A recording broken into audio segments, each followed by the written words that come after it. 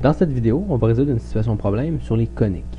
Alors la question nous dit une lentille convergente est limitée par deux surfaces sphériques. Le dessin ci-dessus représente une vue en coupe de cette lentille. Donc ça ici c'est la lentille. Et on voit que les deux surfaces sont limitées par des cercles ou des sphères, mais ici on est en deux dimensions, donc c'est des cercles. Ça dit le rayon de courbure de la face de droite de la lentille est R1. Donc le rayon de courbure de la face de droite ici, son rayon c'est R1, on le voit, c'est fait par le cercle 1. Et celui de la face de gauche est R2, donc on s'en doute, la face de gauche ici, son rayon de courbure c'est R2, parce qu'elle provient du deuxième cercle. Ça dit l'épaisseur maximale de la lentille est de 1 unité. Donc l'épaisseur maximale, je vais le dessiner tout de suite, ça veut dire que d'ici à ici, ça mesure 1. L'épaisseur de la lentille c'est 1.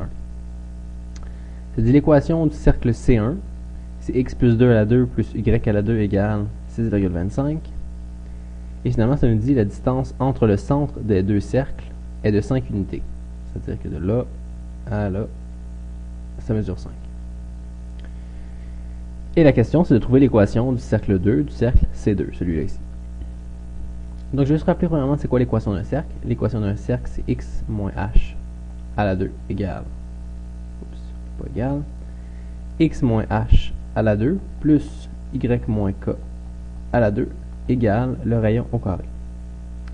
Donc on peut déjà déduire les paramètres pour le premier cercle, étant donné qu'on a son équation. On voit que h, k, c'est moins 2, 0. Donc moins 2 et 0. Et on voit que le rayon, si on fait la racine carrée de 625, on trouve que le rayon c'était 2,5. Donc ça, je peux tout de suite aller dessiner ça dans mon dessin. Comme j'ai dit, le centre, c'est moins 2, 0, ça a du sens. Et le rayon, c'est-à-dire d'ici à ici, ça mesure 2,5. Donc là, j'ai mis toutes les informations que je connaissais dans mon dessin. Là, maintenant, ce que je vais faire, je vais écrire les équations sur le cercle. C'est déjà fait, l'équation est écrite. Et maintenant, je vais chercher mes paramètres h, k, et R pour le deuxième cercle.